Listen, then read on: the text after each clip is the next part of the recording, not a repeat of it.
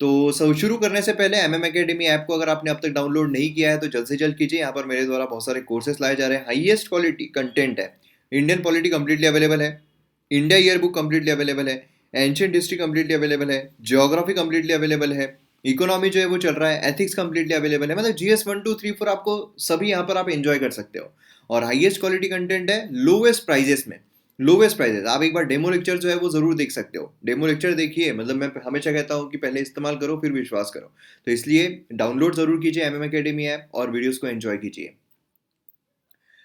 आइए हम यहाँ पर जानने की कोशिश करते हैं कि इंडिया का जो एनर्जी इंपोर्ट डिपेंडेंस है, क्या उसको हम रिड्यूस कर सकते हैं। बहुत इंपॉर्टेंट है, मतलब ये अगर हम जीएस पेपर 3 देखते हैं तो उस पर्सपेक्टिव से बहुत ज़्यादा इंपॉर्टेंट हो जाता है। और अगर हम मेंस देखते हैं तो मेंस में सीधा क्वेश्चन इस पर पूछा जा सकता है। तो इसीलिए अच्छे तरीके से इसको प्रिपेयर करते हैं, अच्छे तरीके से जानने की कोशिश करते हैं कि क्या हम यहाँ पर डिपेंडेंस को रिड्यूस कर सकते हैं, है ना। इसके लिए हमें सारी चीज़ों को समझना पड़ेगा कि बेसिकली हम कितना डिपेंडेंट है।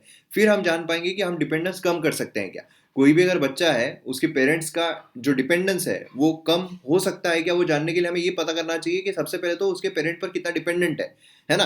तो आइए हम सारी चीज़ें यहाँ पर समझने की कोशिश करते हैं। बेसिकली हम इस पर बात क्यों कर रहे हैं। देखिए क्या होता है, प्रधानमंत्री बोलिए, वाइस प्रेसिडेंट बोलिए, प्रेसिडेंट बोलिए, ये जो भी स्टेटमेंट देते हैं ये क्वेश्चन बन सकता है। तो इसीलिए इन्होंने जो भी स्टेटमेंट्स दिए हैं, जिस भी टॉपिक पर दिए हैं, उसको अच्छे तरीके से प्रिपेयर करना ही हमारा फर्ज बनता है। अब यहाँ पर कॉन्टेक्स्ट अगर हम देखते हैं तो जो पेट्रोल है, डीजल प्राइजेस है, इनकी प्राइजेस बहुत ज़्यादा बढ़ रही है। और इसी के चलते जो प्रधानमंत्री है उन्होंने एम्फेसाइज किया है कि हमें यहाँ पर इंडिया का जो एनर्जी इंपोर्ट डिपेंडेंस है उसको रिड्यूस करने की बहुत ज़्यादा ज़रूरत है। और हमें क्लीनर सोर्स ऑफ एनर्जी जो है उसको अडॉप्ट करने की बहुत ज़्यादा ज़रूरत है। ठीक है, क्योंकि हम बहुत ज़्यादा डिपेंडेंट हो जाते हैं। मतलब समझ लीजिए फॉरेन कंट्री में अगर जो तेल के दाम है ये अगर बहुत ज़्यादा इंक्रीज हो जाता है तो हमारे यहाँ पर उसका असर जो है बहुत ज़्यादा देखने को मिलता है ना। तो ये जो है ये बहुत इंपॉर्टेंट हो जाता है कि हमें यहाँ पर अगर हम रिड्यूस कर देते हैं तो फिर क्या होगा, फिर इतनी फ्लक्चुअलिटी, इतनी वॉलिटिलिटी जो है वो हमें देखने को नहीं मिलेगी, है ना। ये इंपॉर्टेंट है।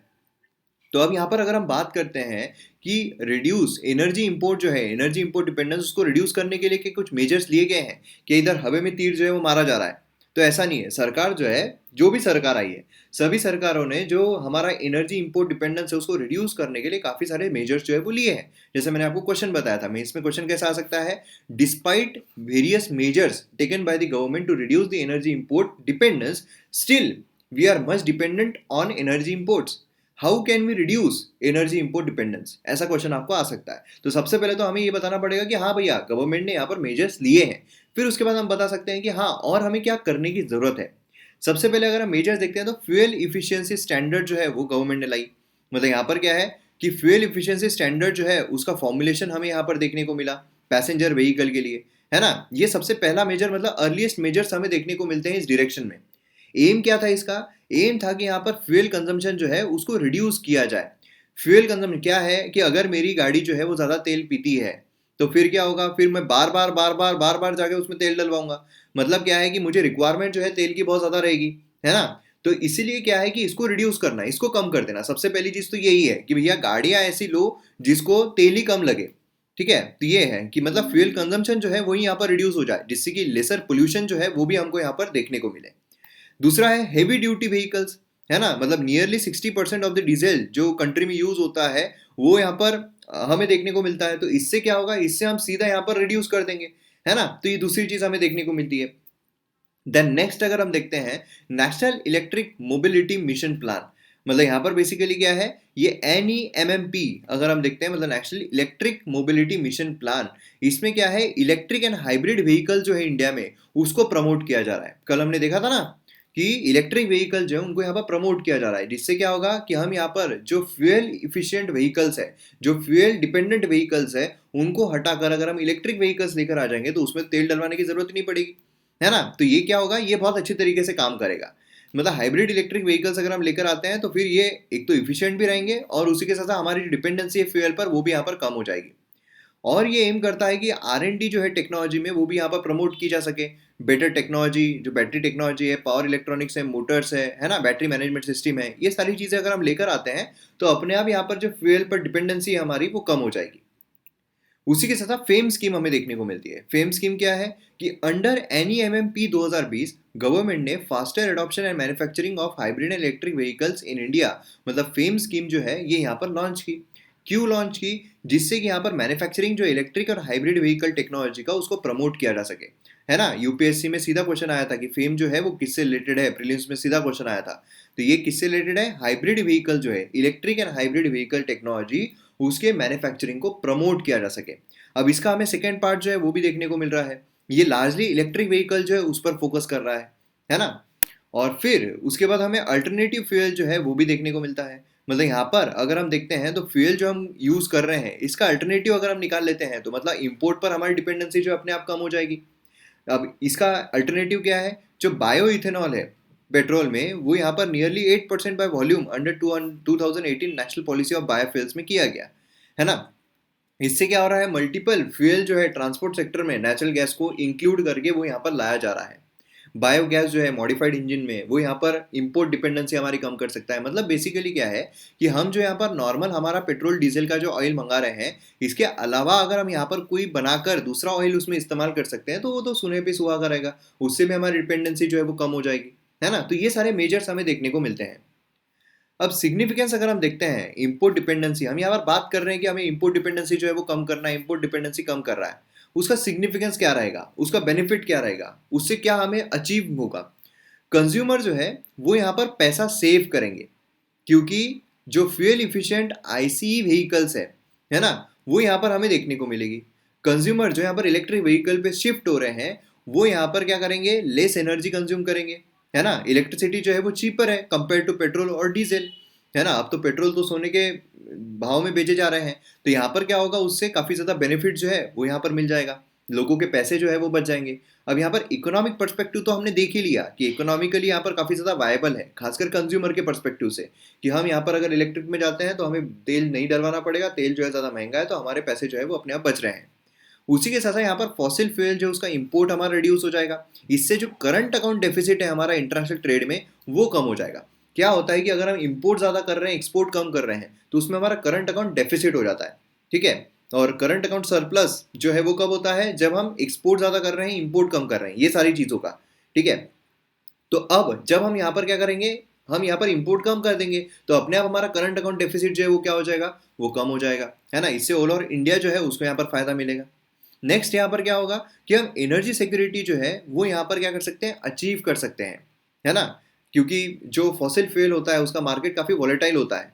अब वॉलेटाइल होने की वजह से क्या होता है? मार्केट मतलब बहुत ज़्यादा फ्लक्चुएट होता रहता है कि ऊपर जा रहा है, नीचे जा रहा है, इसके भाव ऊपर नीचे। उसकी वजह से क्या होता है? हमारे इन्फ्लेशन में भी काफ़ी ज़्यादा दबाव पड़ता है। कि मतलब समझ लीजिए कि आज यहाँ पर पेट्रोल के दाम बहुत ज़्यादा बढ़ गए, तो मतलब ट्रांसपोर्टेशन कॉस्ट जो है वो भी बहुत ज़्यादा बढ़ गई। उसकी वजह से क्या हुआ? जो महंगाई है वो भी बहुत ज़्यादा बढ़ गई, क्योंकि सारी चीज़ें डिपेंडेंट होती है ना उस पर।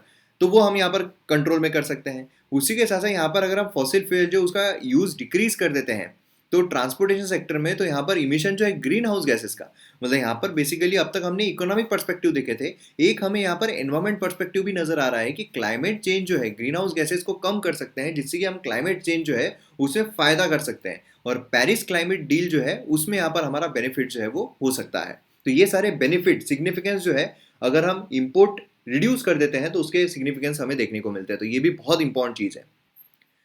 अब लैक्यूना जो है एफर्ट्स में कि गवर्नमेंट जो है इतनी सारी चीज़ें ले रहे हैं, लेकिन फिर भी जो डिस्पाइट वर्ड मैंने बताया था ना आपको, मेंस में जो डिस्पाइट वर्ड आता है, साला यही खेल जाते हैं कि डिस्पाइट वर्ड आ रहा है कि साला इतने मेजर्स लेने के बाद भी क्या प्रॉब्लम आ रहा है। तो यहाँ पर लैक्यूना जो है वो भी हम गिना देंगे तो ज़बरदस्त चीज़ हो जाएगी। इंडिया का 2022 फ्यूल इफिशिएंसी स्टैंडर्ड जो है पैसेंजर कार्स के लिए नियरली 20% लेस स्ट्रिंजेंट है देन यूरोपियन यूनियन स्टैंडर्ड। मतलब यहाँ पर ईयू स्टैंडर्ड जो है वो ज़्यादा स्ट्रिंजेंट है अगर हम इंडिया की बात करते हैं तो, ठीक है। NEMMP प्राइमरीली फोकस करता है हाइब्रिड इलेक्ट्रिक व्हीकल्स पे। Most of the incentive under ये जो है ये subsidising mild hybrid instead of electric vehicles उसमें जा रहा है। हाइब्रिड में मतलब क्या होता है कि आप फ्यूल भी इस्तेमाल कर रहे हो, आप इलेक्ट्रिक भी इस्तेमाल कर रहे हो, इसको हम कहते हैं हाइब्रिड, मतलब दोनों का मिक्सचर जो है वो हमें देखने को मिलता है। तो इसमें बेसिकली हाइब्रिड में जो है वही ज़्यादा हमारी जो पैसे हैं, एनर्जी है, वो जा रही है। अगर हम यहाँ पर इलेक्ट्रिक इसमें जाएंगे तो ज़्यादा बेनिफिट होगा ना, हाइब्रिड इसमें फ्यूल जो है उसका इस्तेमाल तो हो ही रहा है ना। इसलिए क्या है कि यहाँ पर इसने जो ग्लोबल मैन्युफैक्चरिंग है, ग्लोबल मैन्युफैक्चरर है, उसको इंसेंटिव्स देना हम यहाँ पर नहीं दे पा रहे हैं जो इलेक्ट्रिक पैसेंजर कार्स है उसके लिए खासकर, है ना। तो ये हमें देखने को मिलता है। और जो टारगेट सेट किया गया under 2018 national policy on biofuel, ये यहाँ पर हम अचीव नहीं कर पाए। तो ये हमें कुछ लैक्यूनास जो है वो देखने को मिलते हैं। अब हम आते हैं वे फॉरवर्ड पर, मतलब अब क्या किया जा सकता है और हम यहाँ पर क्या कर सकते हैं। जो सजेशंस है सबसे इंपॉर्टेंट चीज़ होती है, तो हम क्या कर सकते हैं यहाँ पर। सबसे पहले तो जीरो इमिशन व्हीकल प्रोग्राम जो है वो यहाँ पर हम देखने को मिलता है। गवर्नमेंट जो है उन्होंने जीरो इमिशन व्हीकल प्रोग्राम जो है वो फॉर्मुलेट करना चाहिए। मतलब इसमें क्या होगा, सभी व्हीकल मैन्युफैक्चरर जो है उनको यहाँ पर electric vehicles across all market segment जो है वो प्रोड्यूस करने के लिए कहा जाए कि भैया आप यहाँ पर पैदा ही मत करो। मतलब क्या है कि आप यहाँ पर अगर पैदा ही नहीं करोगे जो फ्यूल वाली गाड़ियाँ हैं, तो फिर हम इलेक्ट्रिक व्हीकल पे जाएंगे ना। इलेक्ट्रिक व्हीकल जो है वही परचेस करना पड़ेगा। लोगों के पास ऑप्शन ही नहीं है पेट्रोल डीजल वाले लेने का, इलेक्ट्रिक व्हीकल लेने का ही ऑप्शन है, तो वही लोग परचेस करेंगे। और वो जब परचेस करेंगे तो अपने आप यहाँ पर फ्यूल जो है उसकी डिपेंडेंसी हमारी कम हो जाएगी। जीरो इमिशन व्हीकल प्रोग्राम जो है ऑलरेडी इफेक्टिव है चाइना में। अगर हम बात करते हैं सर्टन स्टेट्स जो यूएसए के हैं, British Columbia and Canada and south Korea, ये सभी जगहों पर हमें ये देखने को मिलता है। At present electric mobility initiative जो है इंडिया में वो ड्रिवन है large by new new entrant 2 and 3 wheeler space में। नेक्स्ट यहाँ पर हमें देखने को मिलता है फ्यूल इफिशिएंसी रेगुलेशन जो है उसको स्ट्रेंथन कर दो। जो हमने देखा हुआ है कि यूरोपियन यूनियन में काफ़ी स्ट्रेंजेंट है, हमारे यहाँ पर नहीं है, तो यहाँ पर उसको स्ट्रेंथन कर दो। गवर्नमेंट जो है उन्होंने यहाँ पर फ्यूल इफिशिएंसी रिक्वायरमेंट को ज़्यादा स्ट्रेंथन कर देना चाहिए नई पैसेंजर कार्स के लिए, हेवी ड्यूटी कमर्शियल व्हीकल्स के लिए। गवर्नमेंट ने यहाँ पर फ्यूल इफिशिएंसी स्टैंडर्ड जो है वो इंट्रोड्यूस करना चाहिए 2 व्हीलर्स के लिए भी। ठीक है, फॉर 2 व्हीलर्स। फेम स्कीम जो है फोकस करती है 2 and 3 व्हीलर्स, टैक्सीज, बसेस। इसको एक्सटेंड करना चाहिए पैसेंजर्स कार्स के लिए भी, कमर्शियल व्हीकल्स के लिए भी, और उसी के साथ साथ एग्रीकल्चर ट्रैक्टर्स के लिए भी, क्योंकि ट्रैक्टर जो है उसकी तरफ तो नजर ही नहीं जाती है। वो भी तो यहाँ पर फ्यूल खा रहा है ना, वो भी तो यहाँ पर खा रहा है ना, तो इसलिए यहाँ पर इस पर भी नजर जानी चाहिए। तो ये भी काफी इंपॉर्टेंट चीज देखने को मिलती है ना। देखिए काफी नई चीज यहाँ पर देखने को मिल रही है। अदर मेजर्स अगर हम देखते हैं तो यहाँ पर जो इन्वेस्टमेंट है चार्जिंग इंफ्रास्ट्रक्चर में, कल ही हमने देखा था इसके रिगार्डिंग कि चार्जिंग इंफ्रास्ट्रक्चर जो है वो यहाँ पर हमें उसमें इन्वेस्ट करना है। और इसी के वजह से यहाँ पर क्या होगा, जब हम चार्जिंग इंफ्रास्ट्रक्चर पे इन्वेस्ट करेंगे तभी जाकर तो सारी चीज़ें जो बेटर होगी। कल ही मैंने आपको बताया था कि अभी अगर पेट्रोल पंप जो है, पेट्रोल पंप भी अगर बहुत कम जगहों पर है तो लोग गाड़ियाँ खरीदेंगे क्या पेट्रोल की? नहीं खरीदेंगे। कि भैया अगर मैं गाड़ी खरीद, मैं रह रहा हूँ नागपुर में और मेरे को पेट्रोल भराने के लिए मुंबई में जाना पड़ रहा है, तो मतलब क्या है 800 किलोमीटर दूर चल के जाना पड़ रहा है। तो यही अगर चार्जिंग स्टॉकेट ही नहीं रहेंगे तो लोग चार्जिंग वाली गाड़ियाँ, इलेक्ट्रिक गाड़ियाँ खरीदेंगे ही नहीं। चार्जिंग इंफ्रास्ट्रक्चर को हम जितना ज़्यादा प्रमोट करेंगे उतने ही लोग जो है वो गाड़ियाँ खरीदेंगे। जीएसटी रेट जो है सभी पैसेंजर व्हीकल पे वो यहाँ पर प्रोपोर्शनल बनाना चाहिए फ्यूल इफिशिएंसी लेवल के लिए।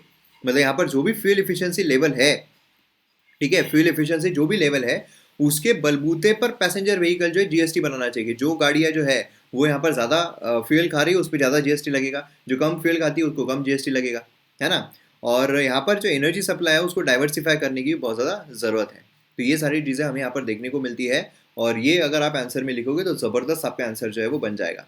तो अब मैं उम्मीद करता हूँ कि आपको अच्छे तरीके से यहाँ पर इंडिया का एनर्जी इंपोर्ट डिपेंडेंस जो है वो हम कैसे रिड्यूस कर सकते हैं। तो सबसे पहले तो हमारा क्या गवर्नमेंट के मेजर्स है, देन क्या उसमें लैक्यूनास है, क्या उसका सिग्निफिकेंस है, एंड क्या हम यहाँ पर कर सकते हैं जिससे कि हम यहाँ पर जो एनर्जी इंपोर्ट डिपेंडेंस है वो कम कर सकते हैं। तो अच्छे तरीके से आपको पूरा आइडिया जो है वो आ गया होगा।